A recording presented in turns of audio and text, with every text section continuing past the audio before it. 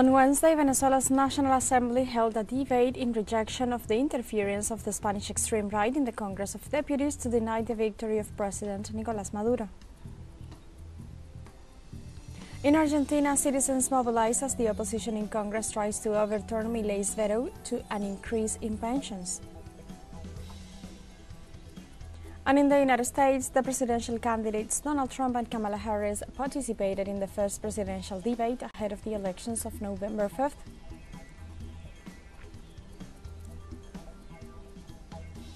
Hello and welcome to From the South. I'm Alejandra Garcia from TeleSUR studios in Havana, Cuba. We begin with the news.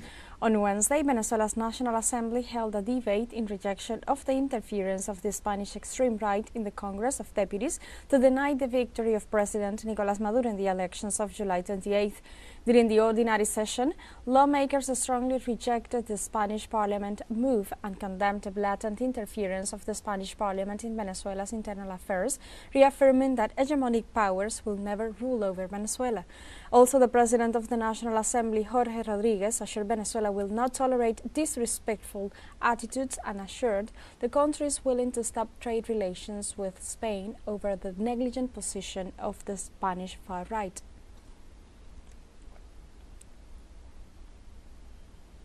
In Venezuela, over 95 countries take part in the first World Congress Against Fascism and Neo-Fascism. The two-day event began on Tuesday with the presence of more than 300 intellectuals, writers, communicators, and leaders of the anti-fascist world. Participants debate strategies of struggle and progress against the unstable working of the West. Likewise, the Congress' objective is to take concrete actions against Western interferences. This Wednesday, a plan of action is to be developed, coordinated among all the sectors and actors, focused on neutralizing the effects of the fascist right wing in the world.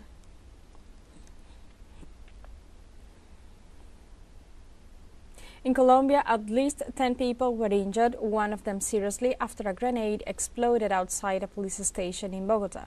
Local authorities are investigating the incident, which has raised community concerns about security in the capital. The explosion occurred at a time of increasing violence in the country, with armed groups stepping up their attacks. Police have tightened security in the area and are on high alert. This attack adds to a series of recent incidents that have affected security forces in Colombia, prompting authorities to redouble efforts to combat crime and restore public confidence. Investigations continue to determine the perpetrators of this violent attack. In Mexico, the judicial reform was approved in general in the Senate after a long session in which Morena achieved a qualified majority. The final vote was 86 votes in favor and 41 against, and included a violent reaction from the PAN opposition, which tried at various times to stop the discussion. Its promoters described the reform as historical, claiming it aims to guarantee that every person has real access to justice through a profound change in the organization and integration of the various bodies that make up the federal judicial power and the local judicial powers. Senator Gerardo Fernández Noroña announced the approval as the long session came to an end.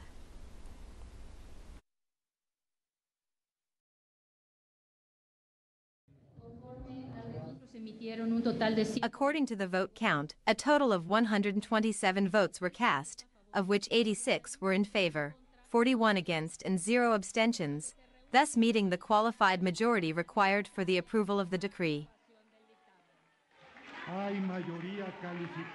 There is a qualified majority, therefore it is approved in general and in everything not reserved of the draft decree amending, adding, and revoking various provisions of the political constitution of the 11 Mexican states in matters of reform of the judiciary.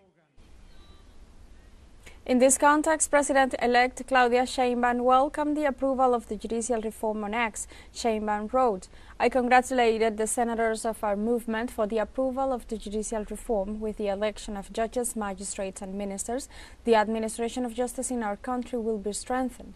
The regime of corruption and privileges is becoming a thing of the past, and a true democracy and the rule of law are being built. Demos means people, kratos, power, the power of the people."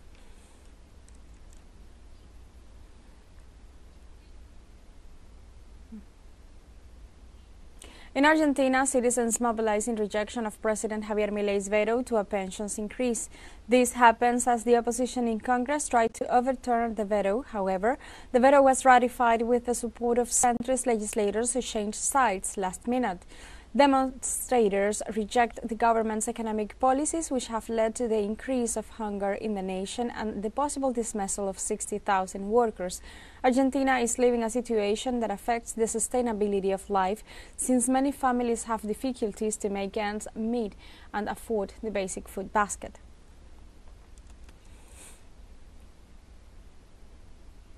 Let's take a short break, but remember you can join us on TikTok at TeleSUR English, where you'll find news in different formats, news updates and more. We'll be right back. Stay with us.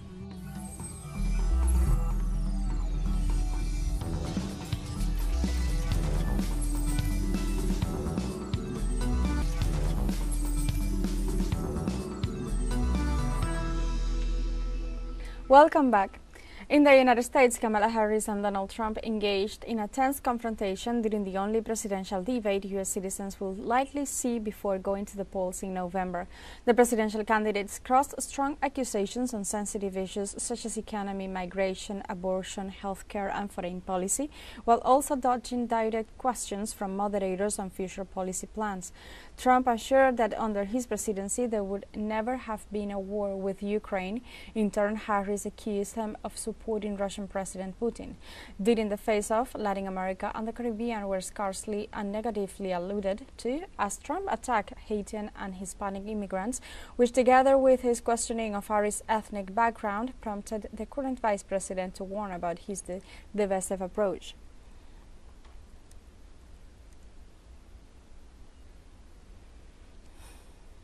I mean, honestly, I think it's a tragedy that we have someone who wants to be president who has consistently, over the course of his career, attempted to use race to divide the American people. You know, I do believe that the vast majority of us know that we have so much more in common than what separates us, and we don't want this kind of approach that is just constantly trying to divide us, and especially by race. I intend to be a president for all Americans and focus on what we can do over the next 10 and 20 years to build back up our country by investing right now in you, the American people. In turn, former U.S. President Donald Trump criticized the Biden-Harris administration for its alleged lack of action during the current term. So she just started by saying she's going to do this, she's going to do that, she's going to do all these wonderful things. Why hasn't she done it? She's been there for 3.5 years. They've had 3.5 years to fix the border. They've had 3.5 years to create jobs and all the things we talked about. Why hasn't she done it? Also during the debate, when questioned about their stand on the ongoing Israeli genocide of the Palestinian people, both candidates ratified Israel's right to defend itself, with Vice President Harris highlighting the two-state solution option, but backing the current administration's support for the Zionist regime.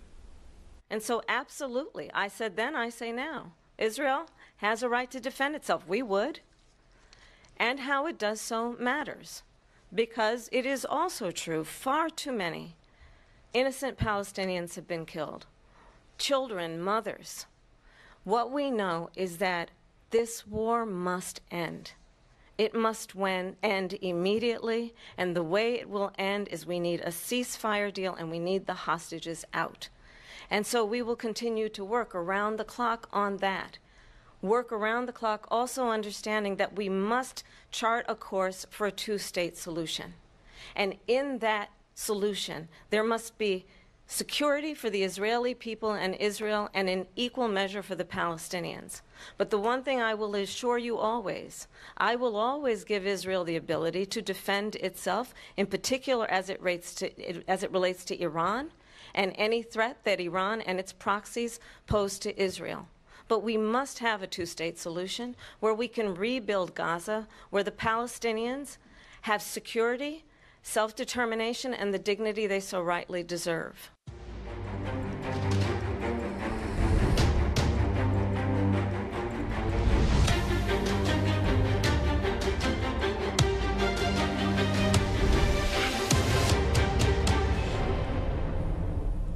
The Israeli forces keep up the siege against the Palestinian civilian population. In the past couple of hours, they have slaughtered over 27 Gazans. While the U.S. presidential nominees ratified their support for Israel's right to defend, as the U.S. in the main partner in the genocidal operation of the Zionist regime against Palestine. On Wednesday, the Israeli troops have been dropping bombs on a residential building in Han Yunis, claiming 13 lives. Meanwhile, the army killed a fisherman nearby Al-Mawasi, and minutes later, the Israeli forces attacked the Habalia refugee camp, leaving 9 deaths, including 3 children and 2 women. The Israeli army further mounted an incursion into an apartment building in Nuseirat, Gaza's downtown, bringing about 4 fatal victims and 11 injured.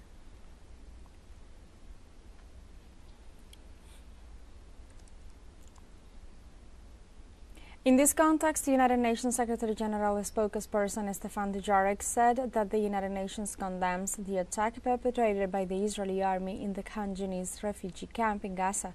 Dujarric assured that the Secretary General considers unacceptable the use of weapons in populated areas. The spokesman reiterated that there is currently no safe place in Gaza and appealed on behalf of the agency for an immediate ceasefire. According to health authorities, occupation forces have killed nearly 41,000 Palestinians since last October.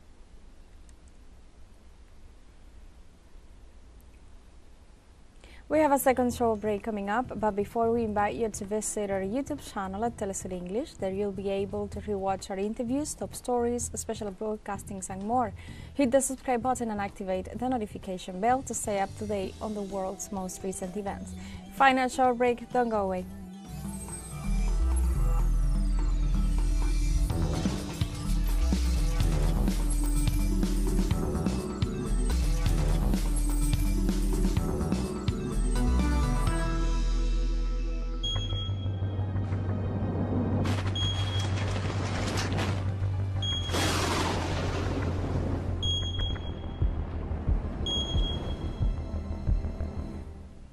Welcome back to From the South. Heat waves and droughts have triggered wildfires in the Amazon rainforest for over a week, stretching unhealthy air quality not only in Brazil but also in Paraguay and Bolivia, according to data collected by Air Quality Index. In response, 37 military firefighters from Brazil's National Public Security Force are working on putting out wildfires in the Bolivian polluted strip. Moreover, the Center for Preventing and Combating Forest Fires of Brazil are leading efforts to extinguish 41 wildfires in the Pantanal wetland region. Meanwhile, the Ministry of Education of Paraguay decided on Monday to close schools nearby the wildfires as the air quality has been worsening. In this context, Brazilian President Luiz Inácio Lula da Silva touched on the ongoing climate emergency.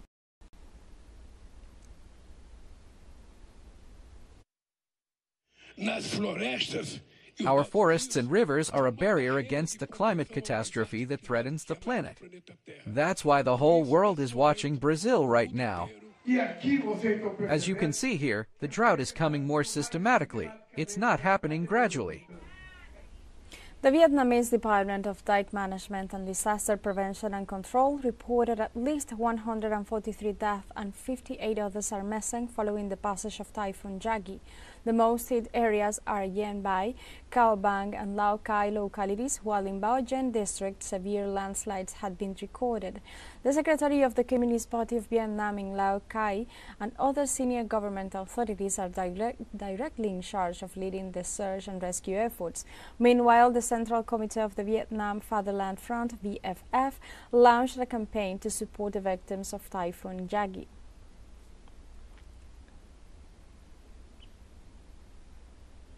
Amid the devastation caused by Typhoon Yagi in Vietnam, Nicaraguan President Daniel Ortega and Vice President Rosario Murillo have issued a joint message of support and solidarity to the country's head of state, Tom Lan, and the Vietnamese people. The communique addressed to the President, the brothers and comrades of the Communist Party of Vietnam, and the Vietnamese families states that, in the face of the misfortunes caused by Typhoon Yagi, which has already caused hundreds of deaths and missing persons, we express to you you with sincerity and affection our militant solidarity in the certainty that very soon normality and tranquility will be restored in the daily life of so many families.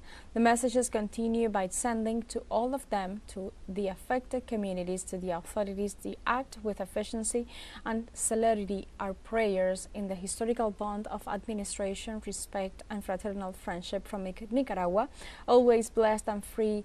We accompany the efforts of these great people facing today the challenges of climate injustice. In Laos, flash floods in the wake of Typhoon Yagi brought destruction in the north, flooding villages and farmland, and authorities reported one person dead. The worst-hit provinces were Luang Namta and Phong Sali, where residents had to shelter on upper floors and wade chest-deep through murky waters. In this context, Luang Namta Deputy District Chief Sivali Pangwe said over 300 people from 17 villages were evacuated, while the United Nations World Food Programme said to be very concerned for the safety of communities in the northern Laos.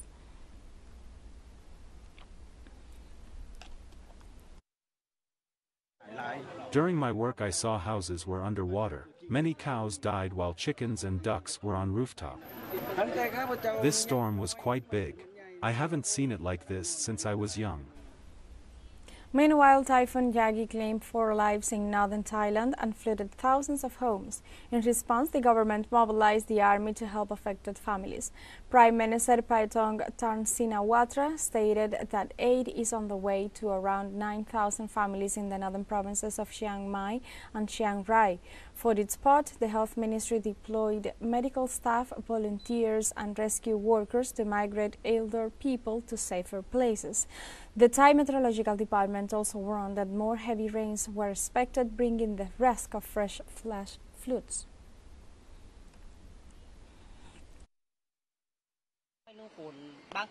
The flood destroyed some of the wall. The flood water reached chest level. In some areas, the water level almost reached the roof of a 2-level house. So that's why people need to seek shelter on the roof. Now the flood continues to rise. It is my first time seeing flooding like this in my 30 years of living here. We have come to the end of this news brief, but you can find these and many other stories on our website at telesurenglish.net and join us on social media, Facebook, X, Instagram, Telegram and TikTok as well. For Telesur English, I'm Alejandra Garcia. Thank you for watching.